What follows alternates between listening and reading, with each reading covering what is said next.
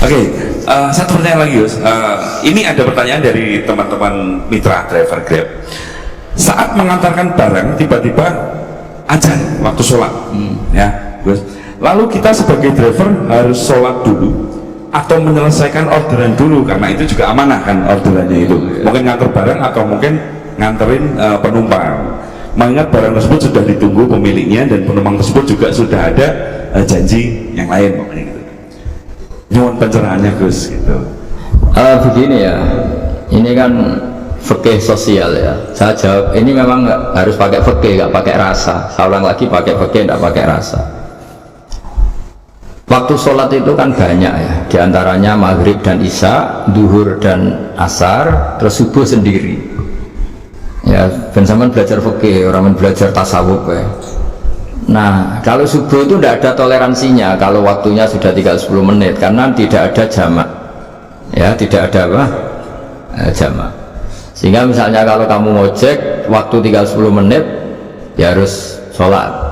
Tapi kalau sekedar dengar azan, ya, ini penanyanya kayaknya itu teman kamu, jadi fikihnya kayak kamu, gak jelas. Azan itu kan bukan akhir waktu sholat. Azan itu bukan akhir waktu sholat, tapi awal sholat. Itu tidak harus supir Grab, tidak harus supir Gojek. Meskipun kamu makan ada azan, ya teruskan saja, kan tidak akhir waktu sholat. Anda menerima tamu, gendong anak, atau sedang nyupir, atau sedang bercengkrama sama teman, kalau ada azan ya nggak apa-apa, misalnya diteruskan. Kan bukan akhir waktu sholat. Yang benar-benar harus ditinggalkan itu kalau waktu sholat misalnya tinggal 7 menit atau tinggal 8 menit, waktu yang mau tidak mau kamu harus tasarrufkan, kamu peruntukkan jurita gitu. Nah, jurita, nah, gitu aja kok nggak tahu ya. Nah, lalu misalnya, kalau pertanyaan tadi mestinya kelasnya itu kelas afdoliyah, utamanya gimana? Kalau wajibnya belum ada, karena kan waktunya masih panjang. Jadi pertanyaannya bukan wajibnya, tapi sebaiknya, karena ini semuanya belum mendesak kan. Andai kan kamu teruskan nganter barang, kan tidak ada jaminan waktunya habis. Padahal kalau kamu memaksa sholat, mungkin citra kamu sebagai supir Grab tidak baik, karena dianggap mengabaikan konsumen. Nah, terus kedua menyangkut jarak. Oke, seperti itu. Nah, sekarang kalau pertanyaannya dibalik, makanya yang dibalik ini agak ribet. Waktu sholat tinggal 8 menit. Ada konsumen yang minta diantarkan saat itu, dan acaranya ke mall happy-happy. Maka fatwa kita sebagai ahli fikih, ya tantang saja, saya mau sholat dulu. Kalau nggak sabar ya silakan cari yang lain, kalau acaranya ke mall. Tapi kalau acaranya kelahiran atau transfusi darah atau mau nganterin darah ke pasien yang sudah koma, maka kita langsung, karena ibadah sosial itu didahulukan, mengalahkan ibadah yang haknya Allah, karena Allah itu zat yang tidak butuh ibadah kalian. Tapi kalau pasien ini kalau nggak kenang kesampaian darahnya mati misalnya, jadi kamarnya Allah lu apian lah gitu. Makanya masyhur kalau dalam fikih, hak Allah sama hak adami ini dimenangkan hak adami, tapi bukan karena Allah kita kalahkan. Allah tidak butuh itu semua gitu. Jadi dikalahkan, tapi bukan karena kalah, justru karena ada butuh. Ya ibarat gini lah, Allah itu saking baiknya Allah kan pasti di atas orang tua kita, itu pasti jauh lagi. Baiknya Allah pasti di atas orang tua kita. Orang tua kita saja baik, apalagi Allah. Misalnya orang tua kamu butuh uang 5.000, adik kamu butuh uang 5.000, adik kamu yang kecil atau ya, kira-kira orang tua kamu itu nyuruh dikasihkan beliau pak adik kamu, kira-kira saja ke adik kamu. Nah, Allah itu saking baiknya, hal yang terkait Allah, misalnya tadi sholat tepat waktu sama ibadah sosial, itu disuruh ibadah sosial. Karena ini kalau nggak kesampaian transfusi darahnya atau apa, atau kamu dokter yang harus mengurus operasi, waktunya tinggal 5 menit, kamu harus ngoperasi pasien dulu, karena Allah bisa menerima sholat kamu. Nah, tak terangkan lagi, ini fikih terus. Lalu sholat yang apa? Kalau sholat itu antara maghrib dan isya, dan nanti yang terlambat itu maghrib, kita ngikuti ulama yang mengatakan jika ada darurat, maka maghrib dan isya boleh dijamak meskipun tidak atas nama pergi. Kan jarak kamu kan tidak jarak masafatu qasrin. Artinya apa? Misalnya saya dokter, harus operasi, waktu saya tinggal 8 menit mau maghrib, ternyata harus ada operasi. Kalau saya nggak nangani, mati. Saya harus operasi, dan nanti waktu saya maghrib habis itu tidak harus dikatakan kodok atau yang mengeluarkan maghrib dari waktunya.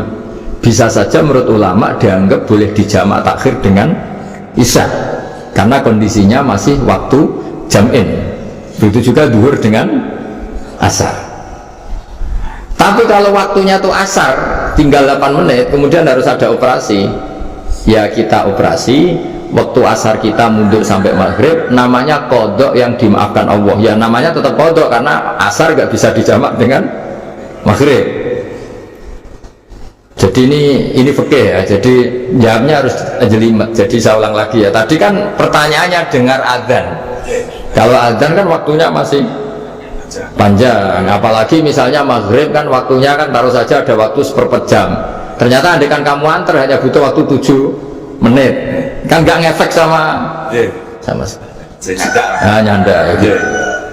Terus kalau driver umpamanya dapat ini nyandanya kamu malah mewakili dalam, kalau ada driver dapat orderan food, nganterin makanan tapi makanannya non halal, ini kok pakai berpribun. Nah, makanya itu tadi ya, kamu tahu betul kalau itu non halal kan? Kalau itu sudah tahu pasti non halal. Ya, iya, daging Tyrannosaurus atau mungkin. Ya makanya tadi itu memang PR kita di semua profesi. Saya ulang lagi, itu PR kita di semua profesi. Jadi ya itu makanya pentingnya istighfar tuh di situ tuh sudah kita sebagai ulama menghalalkan tidak mungkin, mengharamkan kamu juga demo, ini pekerjaan bos gitu. Tapi yang jelas itu tidak bisa dihindari. Ya sama lah seperti orang di bis itu.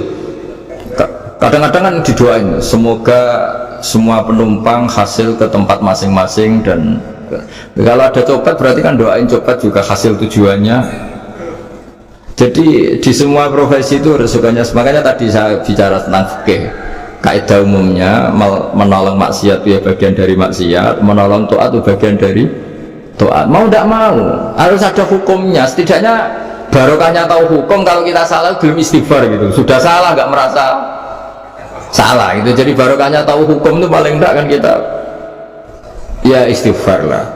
Kan ya tadi seperti paket misalnya, kan ada saja orang paket yang jelas-jelas barangnya itu haram, tapi atas nama profesionalitas kan mungkin tetap dikirimkan, tapi barokahnya ngerti hukum dia istighfar. Nah, tapi karena kalau kita menyarankan sudah ada usah pekerjaan yang lain banyak nanti kan rai-rai potongan tawakal dikandani ngono kan ya repot deh. Nah kalau kita kiai wis gak apa-apa, wis pangeran sugih. Ngono sampean harusnya terus nuntut Gus, saya karena fatwa jenengan saya sekarang miskin, ini gimana pertanggungjawabannya? Ya ribet kan. Tapi saya ulang lagi, itu seninya ngelola kehidupan semuanya seperti itu. Jadi makanya kita nggak pernah berhenti berdoa Rabbana dzolamna anfusana, karena dalam sisi semua hidup kita pasti ada unsur nggak benernya gitu. Ya saya ulang lagi, pokoknya kaidah umumnya itu menolong taat itu ya ikut bagian dari taat, menolong maksiat ya bagian dari maksiat. Tapi ya tadi ya kita harus istighfar kan. Cuma tadi yang jelas-jelas maksiat dan kita tidak tajassus. Saya ulang lagi, tidak tajassus itu neliti wong nanti jelimet. Jadi misalnya ada perempuan mau ngojek ke sini ya diantar saja, jangan tanya detail. Itu apanya mbak? Hubungannya dengan kamu apanya? Wah ya ribet kali, jadi kepo. Jadi gue tidak perlu gitu. Hanya sudah umumnya orang saja sudah. Nah lama-lama juga gitu. Kalau coba bapak-bapak main itu ke siapa pak? Tujuannya laki apa perempuan pak? Sudah nikah mana pak? Sudah nikah mana? Saya sudah nikah gitu.